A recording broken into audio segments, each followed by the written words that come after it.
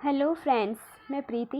स्वागत है आपका अपने यूट्यूब चैनल सक्सेस रूट पर। आज हम सामान्य हिंदी से रिलेटेड 20 प्रश्न लेकर आए हैं, जो कि फ्रेंड्स ये हमारा पहला प्रैक्टिस सेट है। जल्दी ही आपको और भी प्रैक्टिस सेट मिलने वाले हैं, जो कि टॉपिक वाइज होंगे। ये सभी परीक्षाओं के लिए अति महत्वपूर्ण है, चाहे वो सीटेट हो, यूपी टेट हो या किसी भी स्टेट में होने वाली परीक्षाएं जिनमें हिंदी से प्रश्न पूछे जाते हैं। ये बहुत ही महत्वपूर्ण प्रैक्टिस सेट है, तो इसे लगाना बिल्कुल ना भूलें।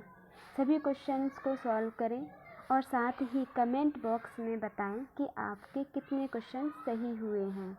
तो बिना किसी देरी के चलिए शुरू करते हैं। और ये रहा स्क्रीन पर आपका पहला प्रश्न। व्यक्ति, वस्तु या स्थान के नाम को क्या कहते हैं? संज्ञा, सर्वनाम, क्रिया या विशेषण? तो इसमें जो हमारा आंसर है वो है संज्ञा, यानी व्यक्ति, वस्तु या स्थान के नाम को संज्ञा कहते हैं। Next question. संज्ञा का भेद नहीं है। व्यक्तिवाचक संज्ञा, निजीवाचक, भाववाचक या जातिवाचक? तो इसमें जो हमारा आंसर है वो है निजीवाचक, क्योंकि व्यक्तिवाचक और भाववाचक, जातिवाचक ये तीनों संज्ञा के भेद हैं, लेकिन जो निजीवाचक है वो संज्ञा का भेद नहीं है, निजीवाचक सर्वनाम का भेद है। तो अगला प्रश्न।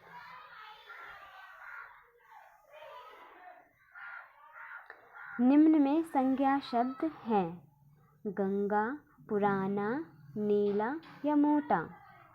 तो इनमें जो हमारा आंसर है वो है गंगा। गंगा जो कि एक व्यक्तिवाचक संज्ञा है। पुराना, नीला और मोटा ये तीनों विशेषण हैं, तो इसलिए हमारा आंसर करेक्ट होता है गंगा।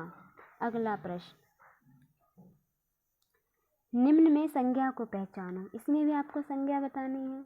तो आसमानी है, नियमित है, पाश्चात्य है या अनुशासन? तो इसमें भी हमारा आंसर करेक्ट होता है अनुशासन, जो कि एक भाववाचक संज्ञा है। आसमानी, नियमित और पाश्चात्य ये तीनों विशेषण हैं, तो इसलिए हमारा आंसर करेक्ट होता है अनुशासन। अगला प्रश्न ये रहा आपकी स्क्रीन पर। निम्नलिखित में से कौन सी, यहाँ पर कौन सी है, यहाँ पर कौन सी भाववाचक संज्ञा है? भारत, लड़का, पेड़ या मित्रता? तो इनमें हमारा आंसर करेक्ट होता है मित्रता, जो कि एक भाववाचक संज्ञा है। भारत हमारा व्यक्तिवाचक संज्ञा है, लड़का और पेड़ ये दोनों जातिवाचक संज्ञा हैं, इसलिए हमारा आंसर करेक्ट होता है मित्रता। अगला प्रश्न। संज्ञा शब्द कावेरी का भेद क्या है? व्यक्तिवाचक संज्ञा है कावेरी या भाववाचक है, समूहवाचक या जातिवाचक? तो जो कावेरी है वो है हमारी व्यक्तिवाचक संज्ञा, तो हमारा आंसर करेक्ट होता है व्यक्तिवाचक। अगला प्रश्न। निम्नलिखित में कौन सा शब्द समूहवाचक संज्ञा नहीं है? कौन सा नहीं है? सभा, कक्षा, भीड़ या दौड़? तो इनमें जो दौड़ है ये हमारा समूहवाचक संज्ञा नहीं है। सभा, कक्षा और भीड़ ये तीनों हमारे समूहवाचक संज्ञा हैं, दौड़ हमारी भाववाचक संज्ञा है, तो इसलिए हमारा आंसर करेक्ट होता है दौड़। अगला प्रश्न। पशु चर रहे हैं रेखांकित पद है, यानी जो ये पशु है ये कौन सी संज्ञा है? व्यक्तिवाचक, जातिवाचक, भाववाचक या द्रव्यवाचक? तो जो पशु है ये पशु एक हमारी पूरी पशु जाति का बोध करा रहा है, इसलिए इसमें जातिवाचक संज्ञा है, तो हमारा आंसर करेक्ट होता है जातिवाचक। अगला प्रश्न। दूध शब्द किस संज्ञा का उदाहरण है? यानी कि दूध में कौन सी संज्ञा है? जातिवाचक संज्ञा, भाववाचक, द्रव्यवाचक या व्यक्तिवाचक? तो दूध है वो हमारा द्रव्यवाचक संज्ञा है, तो हमारा आंसर इसमें करेक्ट होता है द्रव्यवाचक। अगला प्रश्न ये रहा आपकी स्क्रीन पर। जिस संज्ञाओं से एक ही प्रकार की वस्तुओं या व्यक्तियों का बोध होता है उसे क्या कहते हैं?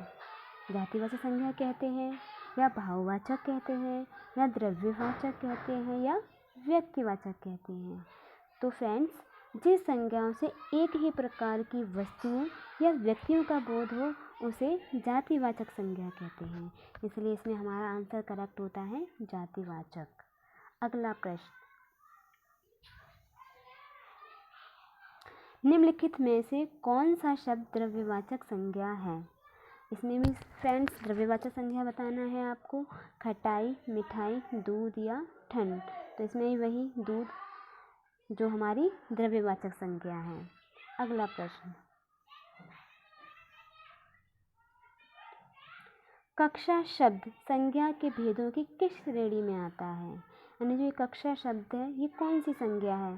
समूहवाचक, व्यक्तिवाचक, भाववाचक या जातिवाचक? तो जो कक्षा है वो हमारी समूहवाचक संज्ञा है, क्योंकि कक्षा एक बच्चों के समूह से बनती है, तो इसलिए कक्षा जो है वो हमारी समूहवाचक संज्ञा है। अगला प्रश्न, निम्न संज्ञा शब्द हैं, यानी इसमें संज्ञा कौन सी है? हरा, पतला, सभा या गहरा? तो इसमें जो सभा है ये हमारी संज्ञा है, और हरा, पतला और गहरा ये तीनों विशेषण हैं, तो इसलिए हमारा आंसर करेक्ट होता है इसमें सभा। अगला प्रश्न,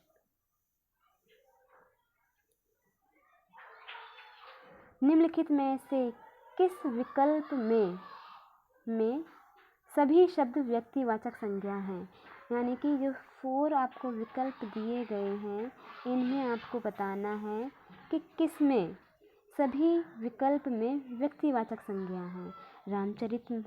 रामचरितमानस या गंगा, कृष्ण कामायनी मिठास में, लखनऊ आम बुढ़ापा में, ममता वकील या पुस्तक में? इनमें किस ऑप्शन में सभी शब्द यानी सभी शब्द व्यक्तिवाचक संज्ञा हैं? तो देखिए फ्रेंड्स, इसमें देखो ममता, वकील और पुस्तक, यानी ममता तो व्यक्तिवाचक संज्ञा है, लेकिन वकील और पुस्तक ये दोनों जातिवाचक संज्ञा हैं। इसमें लखनऊ आम, यानी कि लखनऊ और आम ये दोनों व्यक्तिवाचक संज्ञा हैं, लेकिन बुढ़ापा भाववाचक संज्ञा है, तो ये ऑप्शन भी हमारा गलत होता है, ये भी गलत हो गया। ये देखते हैं सेकंड ऑप्शन, कृष्ण कामायनी और मिठास। इसमें कृष्ण और कामायनी ये दोनों व्यक्तिवाचक हैं, लेकिन मिठास हमारा भाववाचक है, तो ये भी हमारा गलत होता है, इसलिए हमारा ऑप्शन करेक्ट होता है फर्स्ट ऑप्शन, यानी कि रामचरितमानस और गंगा ये तीनों ही व्यक्तिवाचक संज्ञा हैं, तो हमारा आंसर करेक्ट होता है ऑप्शन फर्स्ट। अगला प्रश्न,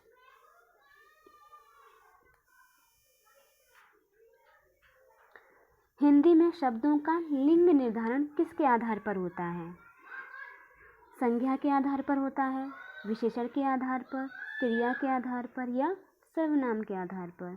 तो फ्रेंड्स, जो लिंग निर्धारण होता है ये संज्ञा के आधार पर होता है, जैसे कि लड़का, लड़की, है ना, राम, सीता, लक्ष्मण, गीता, है ना। जैसे हम राम बोलते हैं तो राम क्या है? एक व्यक्तिवाचक संज्ञा है, तो इसे राम शब्द से हमें पता चल रहा है कि एक लड़का है, यानी कि पुल्लिंग है, तो यानी जो लिंग का निर्धारण होता है वो संज्ञा से होता है, तो हमारा आंसर करेक्ट होता है इसमें संज्ञा। अगला प्रश्न, मना की भाववाचक संज्ञा क्या है? मनाही, मनसा, मानस या मन? तो मना की भाववाचक संज्ञा है मनाही, तो हमारा आंसर करेक्ट होता है इसमें मनाही। अगला क्वेश्चन, स्वतंत्रता किस संज्ञा का भेद है? स्वतंत्रता किस संज्ञा का भेद है? जातिवाचक, भाववाचक, गुणवाचक या इनमें से कोई नहीं? तो जो स्वतंत्रता है ये हमारा भाववाचक संज्ञा का भेद है, इसलिए हमारा आंसर इसमें करेक्ट होता है ऑप्शन नंबर सेकंड, यानी कि भाववाचक संज्ञा। अगला प्रश्न,